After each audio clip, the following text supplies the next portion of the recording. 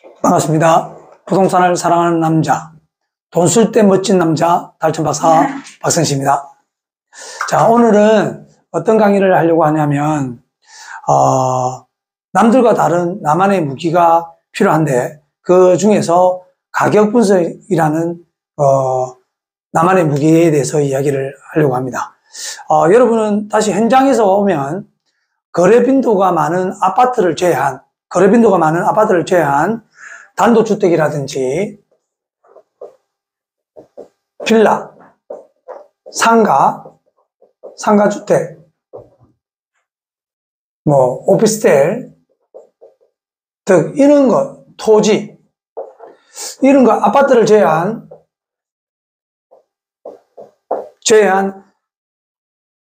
가격을 소장님들이 분석할 수 없다.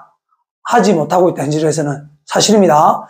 대한민국 집을만 알면 내 동네에 사장님들이 10년 만에 거래되는 어떤 빌라가 있다. 그러면 10년 동안 빌라가 거래가 없어요. 대표적인 예로 단독주택 제송동, 예를 들어서 제송동 1167-13 이 빌라를 보시면 2012년도 이후에 이게 8천만 원 정도 거래 외에는 아직까지 거래가 없다. 그럼 10년 동안 지냈는데 어떻게 가격 분석하는데요? 이게 얼마인지 어떻게 하는데요? 그래서 많은 사람들이 은행에 탁감을 넣는다 하고 이렇게 하는데 현실적으로 맞지 않다. 그리고 주변에 있는 소장님들이 지금 다시 한번 말하면 현장에 있는 소장님들 솔직히 말해봐요. 느낌이나 감으로 지금 중개하고 있잖아요. 아파트 외에는 대충 주변에 어떻게 거래된다 해가지고 아니 10년 만에 한번 거래했는데 그게 한번 거래됐다 해서 그게 적정 가격입니까? 부동산 흐름이 어떤지도 모르면서. 그래서 그렇게 하면 주묵구구식으로 옛날 방식으로 느낌과 감으로 중개를 하면 안 된다. 반드시 남들과 다른 나만의 무기. 제가 가격 분석을 만든 것처럼 남들과 다른 무기를 가지고 있어야 된다요. 저는 나만의 무기는 가격 분석과 인테리어, 그 다음에 세법, 그 다음에 IT 도구 활용 이 4가지 무기를 가지고 있습니다.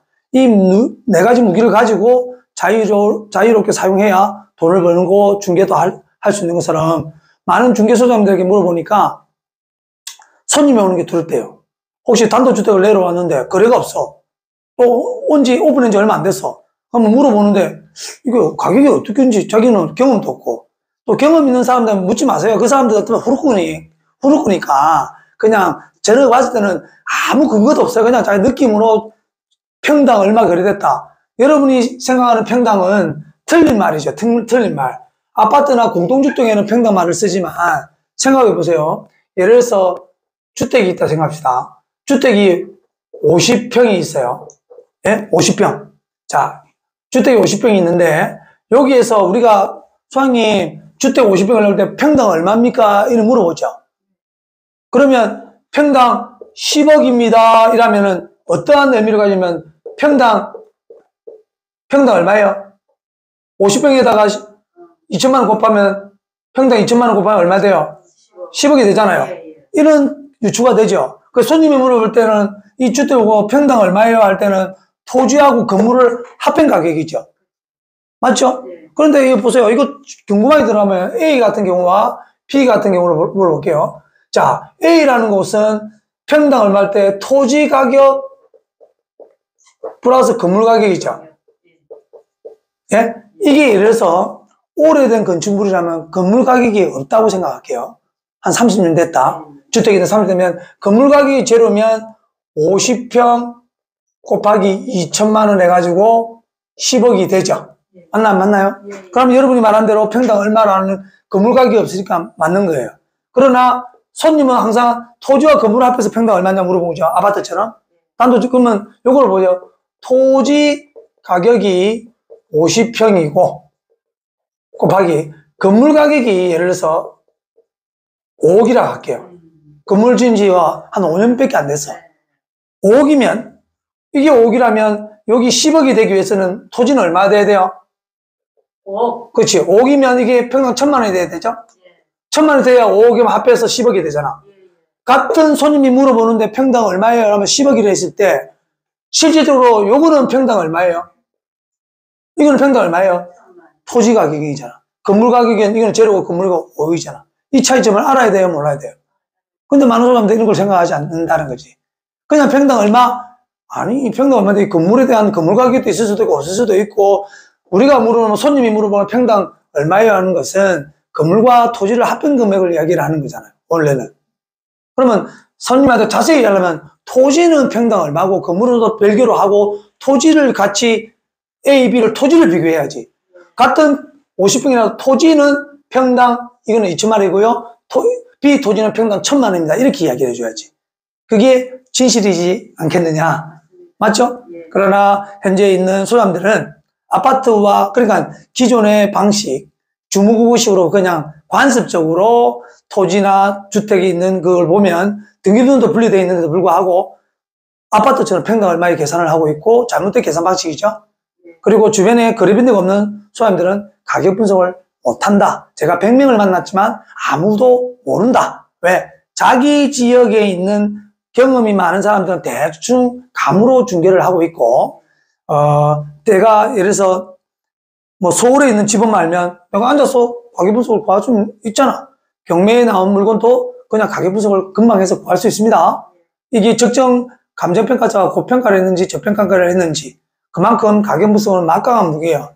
경매를 하기 전에 가격 분석을 먼저 주택, 토지, 상가, 오피스텔, 상가주택 이런 것들 다 할 수 있어야만이 여러분이 원하는 걸 싸게 살 수 있다. 그래서 저도 제송동에 있는 이런 것들 빌라가 나왔을 때 이게 싼지 안 싼지 어떻게 알아요? 가격 분석을 해보니까 이것이 한 1억 1천 정도 돼요. 네? 가격 분석을 하니까 1억 1천인데 이게 예를 들어서 8,100만 원에 나왔다. 그러면 이거 사야 돼요? 안 사야 돼요? 판단해야 되겠죠. 그러면 가격 분석을 했는데 이것이 가격 분석을 했는데 1억 1천인데 매매가 1억 3천에 나왔다. 어떻게 돼요? 비싸잖아, 적정 가격보다. 다시 가격이라는 것은 보세요. 똑같은 물건이라도 시기에 따라 시기, 즉 흐름에 따라 가격이 여기에서 다시 변동돼야 안 돼요. 똑같은. 자, 여기에서는 2억.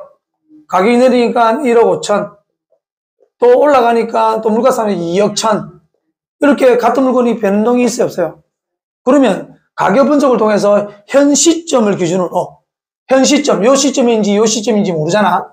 요 시점일 수도 있고 현 시점을 기준으로 부동산 가격을 분석할 수 있어야 되는데 재개발도 똑같습니다. 현 시점으로 감정평가를 해야지. 지금 구역 지정도 안 됐는데 사타 통과하고 있는데 사업 시행인가 뒤에 감정평가를 하거든요. 그때까지 5년을 걸치 7년을 8년을 걸치를 그거를 감정평가를 미리 하면 돼요, 안 돼요? 안 되는 거예요.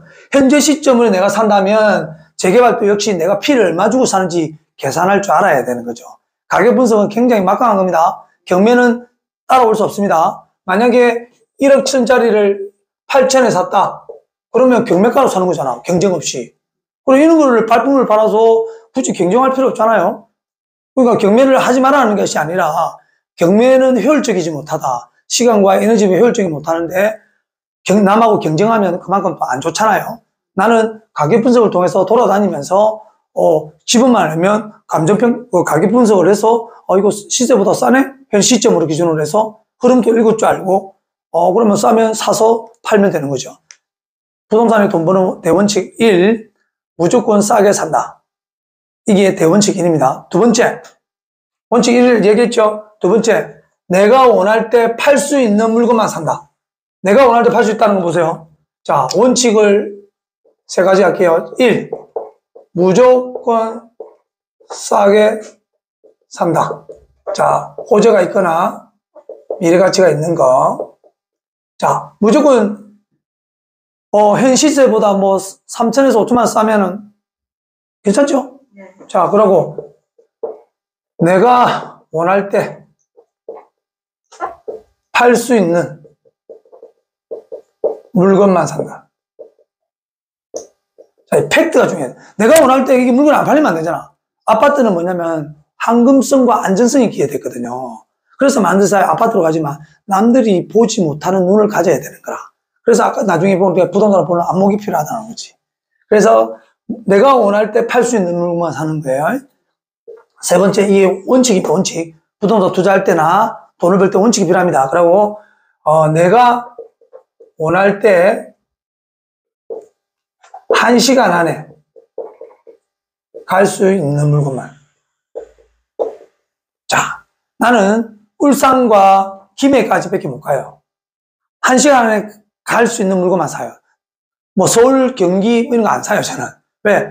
서울, 경기 다음에 또 부산도 오는 흐름이 있으니까 굳이 내 통제가 가능한, 내가 언제든지 임차인이 불러도 내가 원할 때 갈 수 있는, 저번에 한번 당진을 가니까 4시간 반 걸리더라고, 부산에서. 야, 아까 4시간 반, 오는데 4시간 반, 9시간. 그런 짓은 안 해야 되겠다는 생각을 느꼈죠.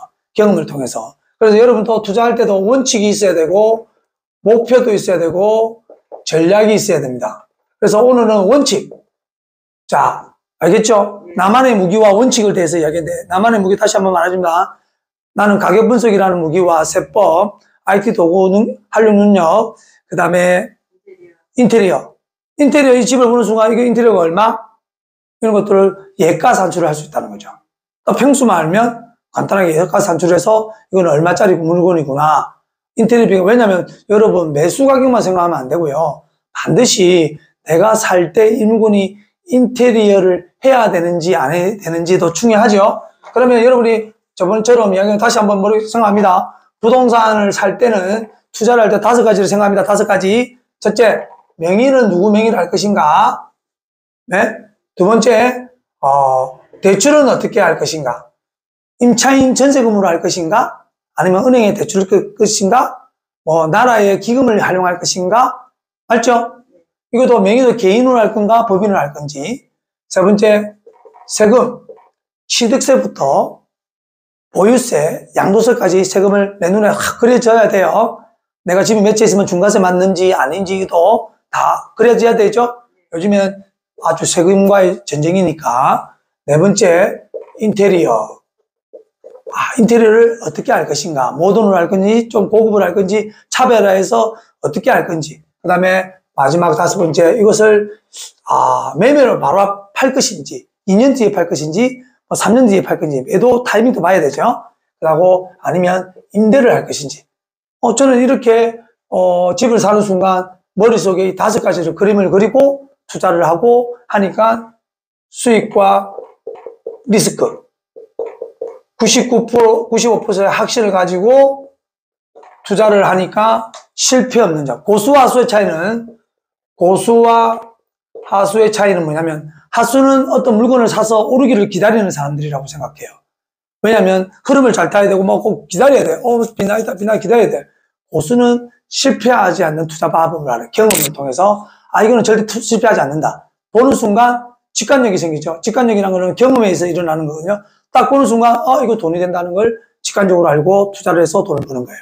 여러분도 다시 한번 말하지만 나만의 무기를 만드셔야 되고요. 그래서 제가 하는 가격 분석 강의는 반드시 마스터하고 경매나 재개발, 분양권, 그다음에 토지 이런 것들을 투자를 하거나 중개를 하시면 좋겠습니다. 일단 내가 적정 가격을 모르는데 어떻게 중개를 합니까? 느낌으로 감으로? 아닙니다. 느낌과 감으로 중개하고 투자를 한다는 것은 말도 안 되는 소리입니다. 자, 영상 2부 시간에 뵙도록 하겠습니다. 감사합니다.